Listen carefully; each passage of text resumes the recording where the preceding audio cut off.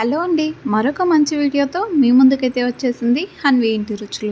ఈరోజు వీడియోలో ఎంతో టేస్టీగా ఉండే ఆలూ ఫ్రైని అయితే ప్రిపేర్ చేసేసుకుందాం.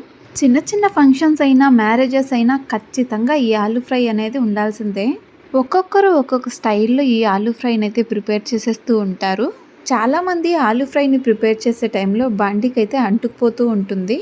ఆ విధంగా అంటుకుపోకుండా ఇలా ఈజీగా ఆలూ ఫ్రైని అయితే ఒకసారి ప్రిపేర్ చేసేయండి.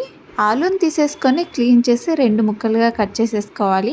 వాటిని కుక్కర్లో వేసేసి ఆలూ మునిగేంత వరకు వాటర్ని పోసి సాల్ట్ని వేసేసుకొని లో ఫ్లేమ్లో ఒక విజిల్ వచ్చేంత వరకు ఉడికించేసుకోవాలి. ఆలూ మొత్తం చల్లారేలోపు మనం మసాలాకైతే ప్రిపేర్ చేసేసుకుందాం. ఒక మిక్సీ బౌల్ని తీసుకొని అందులో పచ్చిమిర్చి, వెల్లుల్లి రెబ్బలు, కొబ్బరిని వేసేసుకొని మెత్తగా మిక్సీ పట్టేసుకోవాలి. ఈ మసాలాని పక్కన పెట్టేసుకొని మనం ముందుగా బాయిల్ చేసి పెట్టుకున్న ఆలూని ఒక్కొక్కటిగా తీసుకుంటూ పైన పీల్ అంతా ఇలా రిమూవ్ చేసేసుకోవాలి. ఆలూ అనేది బాగా బాయిల్ అయిపోయినట్లయితే మనకు ఇలా రిమూవ్ చేయంగానే పీల్ అనేది ఫాస్ట్గా ఊడొచ్చేస్తూ ఉంటుంది.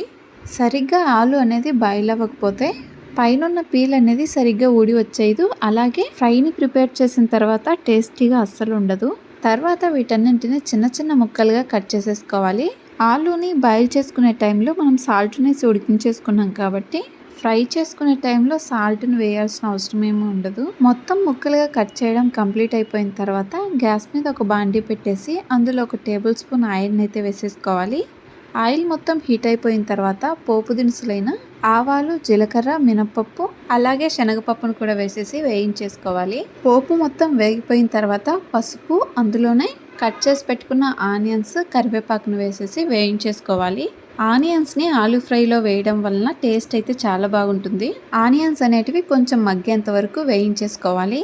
ఫ్రై అవ్వడం కంప్లీట్ అయిపోయిన తర్వాత ముందుగా ప్రిపేర్ చేసి పెట్టుకున్న మసాలాని అందులో వేసేసి పచ్చివాసన పోయేంత వరకు వేయించేసుకోవాలి. తర్వాత అందులోనే బాయిల్ చేసి కట్ చేసి పెట్టుకున్న ఆలూను కూడా వేసేసి మొత్తం బాగా 1 మినిట్ వరకు వేయించేసుకోవాలి.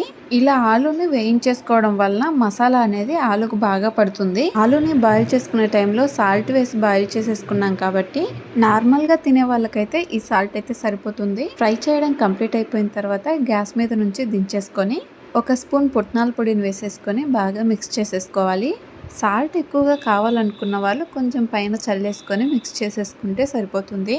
మిక్స్ చేసేసుకోవడం కంప్లీట్ అయిపోయిన తర్వాత పైన కొంచెం నిమ్మరసంని చల్లేసుకొని ఒకసారి కలిపేసుకొని సర్వ్ చేసేసుకుంటే ఎంతో టేస్టీగా యమ్మీగా ఉండే ఆలూ ఫ్రై అయితే రెడీ అయిపోతుంది. ఈ ఆలూ ఫ్రై అనేది వైట్ రైస్లోకైనా లేదంటే లెమన్ రైస్లోకైనా చాలా టేస్టీగా ఉంటుంది. ఫెస్టివల్స్ టైం వచ్చేసిందంటే ఖచ్చితంగా ఈ ఆలూ ఫ్రై అనేది ప్రతి ఒక్కరి ఇంట్లో ఉంటుంది.